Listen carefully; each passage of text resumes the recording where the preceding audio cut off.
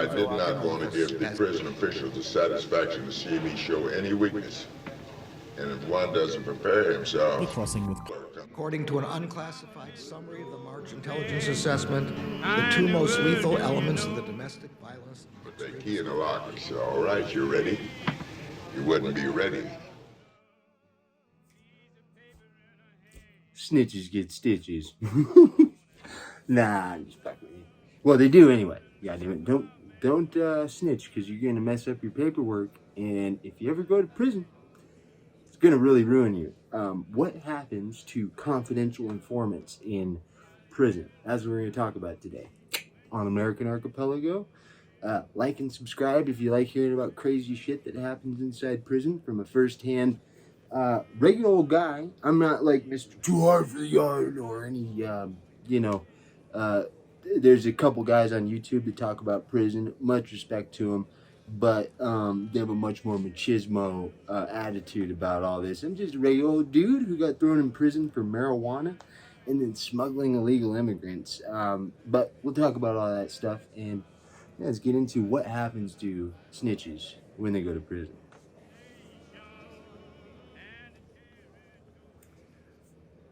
Checking paperwork. What does that mean? Because that's always, I have good paperwork. And that's like the saying, oh, I got good paperwork or I have bad paperwork. People who have bad paperwork are either sex offenders or snitches. And the first thing I've kind of talked about in this channel, I might actually redo some of these videos about that, but that when you go to prison, depends on what side of the country you're on or what state, but typically things are segregated by race, and that's a whole nother titty that we'll have to suck on this channel and talk about, because it is just silly, and unfortunately society seems to be following that. But when you go to your people, I'm a white guy, so go, and a white guy can be housed in California prisons, for example.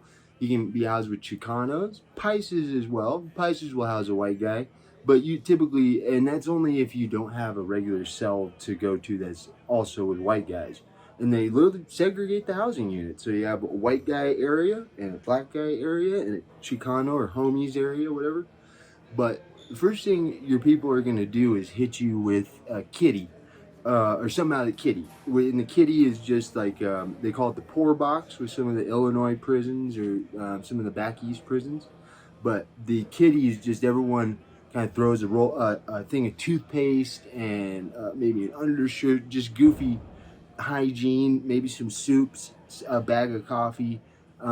Put it in the kitty for guys on the new, so they call it. I guess, fish, that's the term, but on the news usually what they'll, if somebody comes in with a fresh uniform and they got their little property box, they say, on the new, out the... Where's fish? Where's fish? Where's fish? I don't know. I want to go home.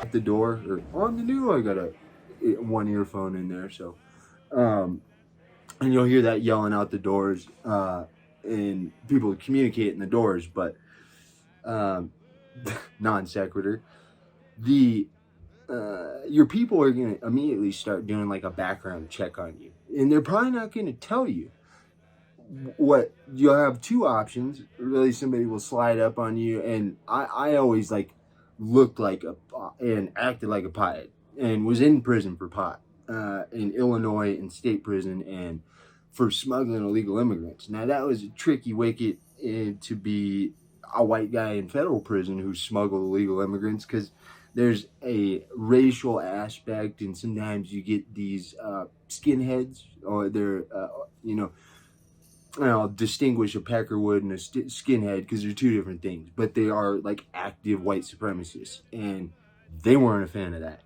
But so people already kind of had a little bit of an idea for me, like, oh, this guy's a pothead. But they're looking into your background. And in state prison in Illinois, it says exactly your controlling charge, what you're in there for, and so it would say, I bet you could do a Wayback Machine. Yeah, I could do a Wayback Machine and find my prison I'm gonna do that. I'll probably put a little flash up on that, but it says exactly what you're in there for. So there ain't no hiding, and people will be sly about it, or they'll do it on a visit because they're recording all the phone calls. And if you basically gave a list of DOC numbers and names on the phone, they come wrap you up during. And when I say they, I mean like a lieutenant or special investigations will come scoop you up and send you off to the hole. You're not allowed to be doing this shit. Although the COs a lot of times are the ones. There's two alternative ways to get somebody's paperwork: the COs or passing off a note in a visit, and figure out some type of code language for this guy no good, and no good is the word that, or trash, take out the trash. A lot of euphemisms because you're being recorded and watched all the time. So you got to figure out a way of saying shit.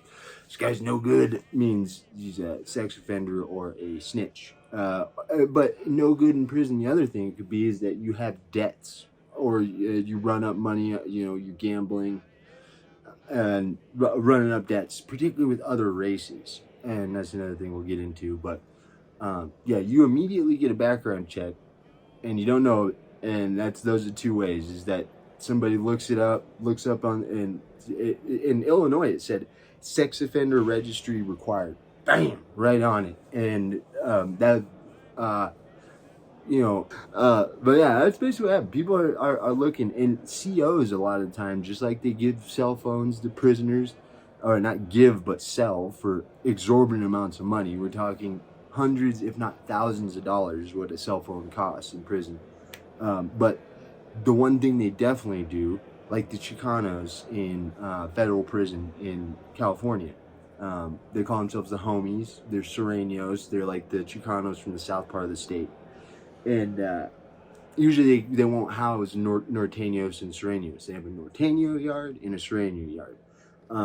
There's a no, and unless, and this is the thing, I'm going to talk about all this stuff on this channel, but sometimes they will house these two warring factions to just basically cause some shit and send them all to the hole if they're causing trouble and they're getting crazy.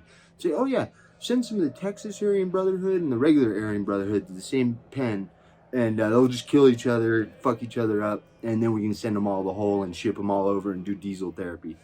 And that's totally within, a rational outcome in a fucked up place like a prison. But anyway, so the CO, they had a CO. I don't know exactly who he was, but he was a nighttime CO. And one of these Chicano brothers, dudes, because I live with the Chicanos. I have a funny story about that, and I'm going to hold it until later.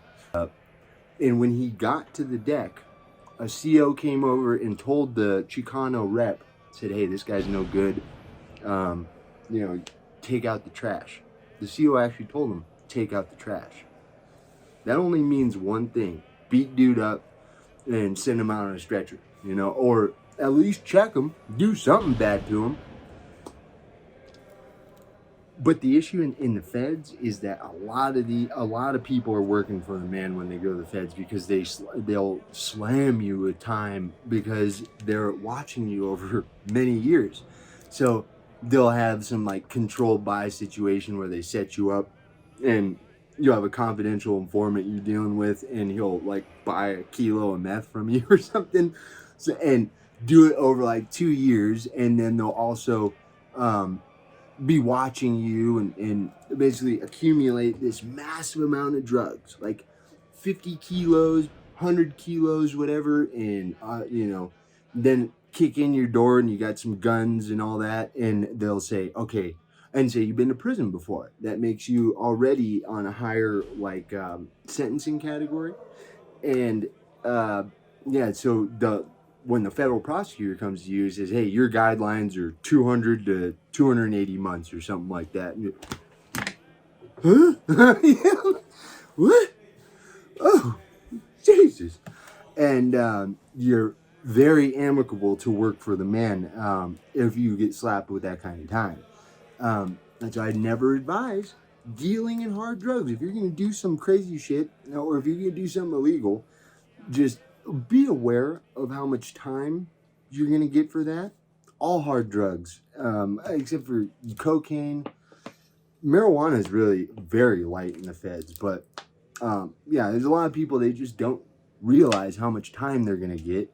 Fentanyl, a lot of states have like a mandatory minimum of 10 years, 20 years, life. For like in Arizona, for instance, they have basically, if you get caught with a shitload of fentanyl in Arizona, you're basically a candidate for life sentence, a life sentence right off the rip. Well, fentanyl is really prevalent. You can get caught with fentanyl pretty damn easily out in Arizona, right? And end up getting a gang of time. And whether you wanted to eat, and I'm telling you, man, it's not that rough to be in prison with good paperwork, right? With bad paperwork, Where's Fisk? Where's Fisk? Where's Fisk? I don't know. I want to go home. it's gonna be a tough titty because you're gonna get there. They're gonna find out who you are. I mean, your people, like the other white guys, and they're gonna do more than tune you up. They might invite you in a cell and say, "Hey, go grab your bowl. We got a bunch of food we're cooking," and they stab the shit out of you. And usually with the prison shank, you're not gonna die. There's a bunch of guys who pull up their shirts, and they got fucking, stab marks all over their stomachs and shit. Usually that means they're probably not good in the terms of prison. But yeah, after that happens, they're gonna send you to different prisons, or keep you in the hole, segregated, or the shoe is what they call it in the feds, with a bunch of pieces of shit. You'll be in there with people who raped their, or edit that word out, R-worded their nieces or nephews, or took pictures of little kids, and that's who you're gonna be doing time with. I'd rather do 20 years with good paperwork, and basically be fine. You might have a riot that bumps off, and you just are in it to win it, basically, and hopefully you don't get your head cracked wide open or stabbed and killed. Anyway, there's few ways that you could get fucked up in prison. But if you have good paperwork, basically just stay out of riots and don't owe anybody money. Don't get involved in drugs, and you're good. You have plenty of time to read. Plenty of time to read. You have a little job. You start working out. You get in shape. I was a little skinny junkie when I went to prison. I was cracking. I was benching 325, and not just hitting the bench. A lot of guys just get big old man boobs, but running. I could run 5 miles, and still to this day, I have that kind of win. But prison doesn't have to be a horrible experience if you got good paperwork. So don't be this guy. Don't be snitches get stitches. Okay? Like and subscribe. American Archipelago. I've been talking about prison from the everyman's perspective.